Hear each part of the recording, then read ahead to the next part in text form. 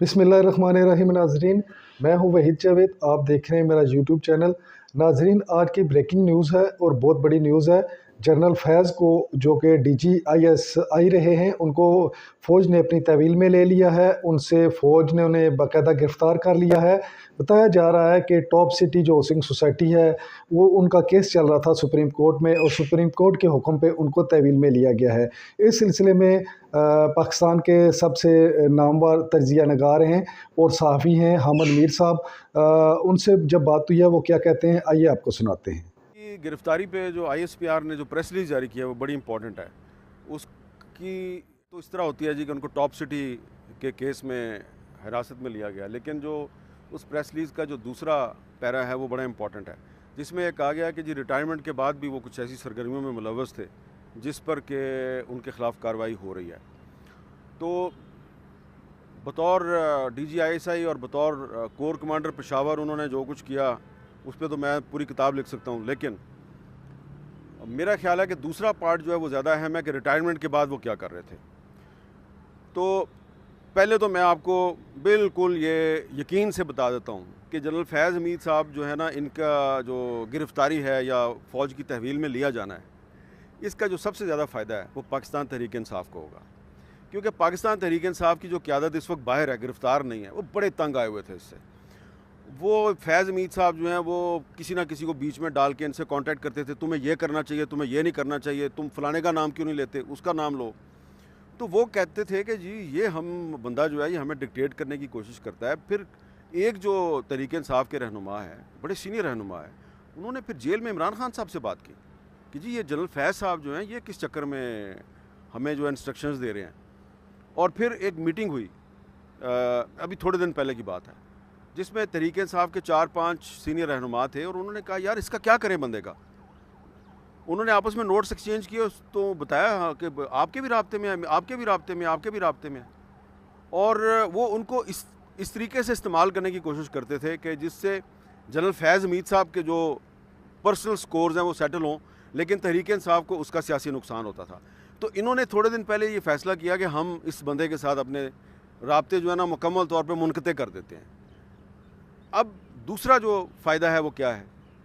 दूसरा फ़ायदा फ़ौज को होगा, क्योंकि फ़ौज जो है उस पर बड़ा ये इल्ज़ाम लग रहा है कि वो सियासत में मुदाखलत कर रही है और पीछे रह के बिहाइंड द सीन वो सियासी जोड़ तोड़ में हिस्सा लेती है, सिर्फ सियासतदानों को पकड़ती है, जो उनकी अपनी सफ़ों में काली भेड़ें हैं उनको नहीं पकड़ते। तो ये अब जनरल फैज़ हमीद को अगर गिरफ़्तार किया गया है और उसके ख़िलाफ़ कार्रवाई होती है, तो उससे फ़ौज की का जो इमेज है जिस पर काफ़ी दरारें हैं, तो वो दरारें जो हैं उनको फिल करने में उनको बड़ी कामयाबी होगी। लेकिन एक बात मैं आपको बता दूं कि वो गलतियां ना की जाएं जो 9 मई के वाक़यात की इंक्वायरी के हवाले से की गई। 9 मई के वाक़यात में जिन सियासी शख्सियात पे केस बनाए गए, तो लाहौर का वाक़या है तो वही वाक़या उसी सियासी शख्सियत को उसी दिन सरगोदा, गुजरांवाला से लेकर कोयटा तक आपने मुलव्वस कर दिया और उसका उनको फ़ायदा हो गया और अदालतों से उनकी ज़मानतें हो गई। जनरल फैज़ हमीद साहब के ख़िलाफ़ इनके पास काफ़ी सबूत मौजूद हैं। तो 9 मई के वाक़यात में एक्चुअली जिस बंदे ने मिसगाइड किया है तहरीक इंसाफ के कुछ लोगों को, वो जनरल फैज़ हमीद है और इसके सबूत इनके पास मौजूद हैं।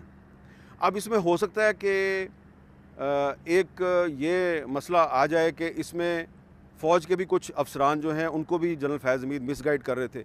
लेकिन आप देखें ना, एक आदमी DGISI था, एक आदमी कोर कमांडर पेशावर था, वो रिटायर हो गया। तो रिटायरमेंट के बावजूद जो फ़ौज के जो जूनियर अफसरान होते हैं वो अपने सीनियर का एहतराम तो करते हैं ना। तो जनरल फैज़ हमीद वो उस चक्कर में राब्ते में थे बहुत से लोगों में, तो उनमें से भी कुछ लोगों को इन्होंने मिसगाइड करने की कोशिश की। सबसे अहम जो बात है वो ये है कि फैज़ हमीद साहब जो हैं वो तहरीक इंसाफ के रहनुमाओं को ये फोर्स करते थे कि आप फ़ौज का जो फ़लाँ अफसर है और फ़लाँ 3 अफसरों का तो मुझे पता है, इनके नाम लेके इन पे तनकीद करें। तो इस पर रेजिस्टेंस होती थी, तहरीक इंसाफ की तरफ से रेजिस्टेंस होती थी कि ये आप इस तरह ना करें, आप हमें फ़ौज से डायरेक्ट लड़ाई ना करवाएं। और फिर होता यह था कि किसी ना किसी तरीके से वो फिर बोझ जो है सारे का सारा वो इमरान खान साहब उठा लेते थे। तो इसमें जनरल फैज़ का बड़ा किरदार रहा है कि उन्होंने बतौर DGISI भी सियासत में मुदाखलत की। फिर जब वो कोर कमांडर पेशावर थे तो उन्होंने नवंबर 2022 में आर्मी चीफ बनने के लिए बहुत भरपूर लॉबिंग की। एक कोर कमांडर की हैसियत से वो अपने रिश्तेदारों के ज़रिए नवाज शरीफ करते थे, और शहबाज शरीफ साहब जो प्राइम मिनिस्टर थे उनके साथ उनकी कैबिनेट के लोगों के ज़रिए रब्ता करते थे। और शहबाज शरीफ साहब को बाकायदा जनरल फैज़ ने ट्रैप करने की कोशिश की कि कहीं एक छोटी सी प्राइवेट मीटिंग मेरे साथ कर लें। मैं आपको बड़ी अहम बात बताना चाहता हूँ। तो शहबाज शरीफ साहब ने उनकी बात नहीं मानी और उनसे मुलाकात नहीं की। अब देखिए जनरल फैज़ साहब कितने चालाक आदमी थे कि जनरल बाजवा साहब को कह रहे थे कि मैं आपकी एक्सटेंशन के लिए कोशिश कर रहा हूँ, और बाजवा साहब इस चक्कर में थे कि मुझे एक्सटेंशन मिल जाए। लेकिन एक जो इस वक्त भी मुस्लिम लीग नून की जो कैबिनेट के मिनिस्टर साहब हैं, वो प्राइम मिनिस्टर साहब को, शहबाज शरीफ साहब को कह रहे थे एक मीटिंग कर लें जनरल फैज़ से। और जब उसकी बात नहीं मानी गई तो फिर जनरल फैज़ ने अपना एक रिश्तेदार बीच में डाला, और उसने शहबाज शरीफ साहब से कहा कि ये मेरा रिश्तेदार जो है ये लंदन जाएगा, ये वहाँ पे नवाज शरीफ साहब को मिल लेगा। उन्होंने इनकार कर दिया। तो ये उनकी, मैं आपको बता रहा हूँ कि उनकी लॉबिंग की स्किल और डबल गेम कैसी करने के मास्टर थे कि इमरान खान का ख्याल था कि ये तो मेरा आदमी है, और शहबाज शरीफ को कह रहे हैं कि नहीं मैं तुम्हारा आदमी हूँ। और फिर उसके बाद जब उनको आर्मी चीफ नहीं बनाया गया तो उन्होंने नए army chief general Asim Munir के ख़िलाफ़ तहरीक इंसाफ को इस्तेमाल करने की भरपूर कोशिश की। और हालात व वाक़यात जो हैं वो ये बताते हैं कि तहरीक इंसाफ ने फैज़ हमीद की वजह से बहुत नुकसान उठाया है।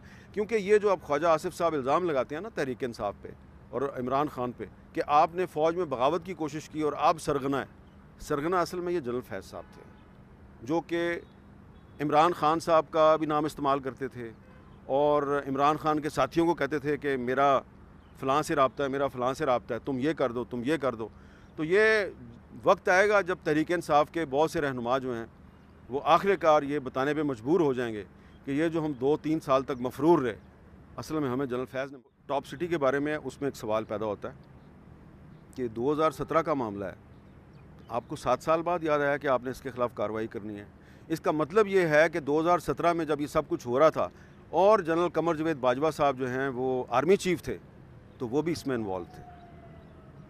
ना सिर्फ ये कि फैज़ हमीद साहब ने सब कुछ DGC के तौर पे किया, बाद में वो DG-ISI बने और जनरल बाजवा की मर्ज़ी और मंशा से बने। तो इसका मतलब है कार्रवाई जो है वो सिर्फ जनरल फैज़ के ख़िलाफ़ नहीं बनती, कार्रवाई जनरल बाजवा के ख़िलाफ़ भी बनती है। और इसमें सवाल पैदा होता है कि टॉप सिटी का जो मामला है ये 7 साल तो टोटल बनते हैं, तो 2 साल तो जनरल आसिम मुनीर साहब को भी होने वाले हैं ना, तो इनको भी 2 साल क्यों लग गए?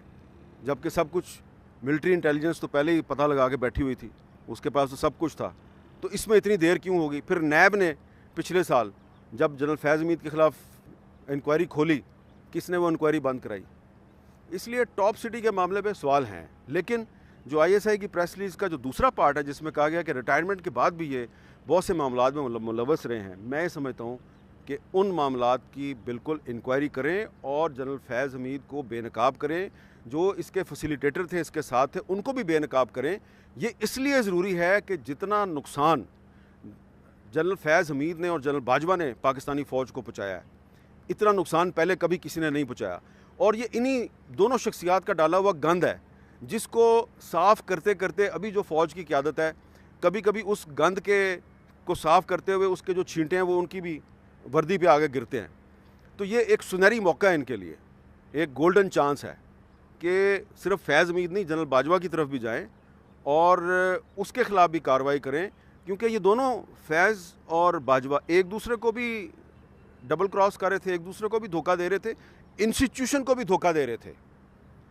जब मार्च-अप्रैल 2022 में तहरीक अदम एतमाद आई थी तो फैज़ हमीद पेशावर में बैठ के एक अपनी गेम खेल रहे थे और बाजवा साहब पिंडी में बैठ के एक अपनी गेम खेल रहे थे, और जो DG-ISI है उसको समझ नहीं आती थी कि जो बाजवा साहब कर रहे हैं वो ठीक है या जो पेशावर वाला कर रहा है वो ठीक है ना।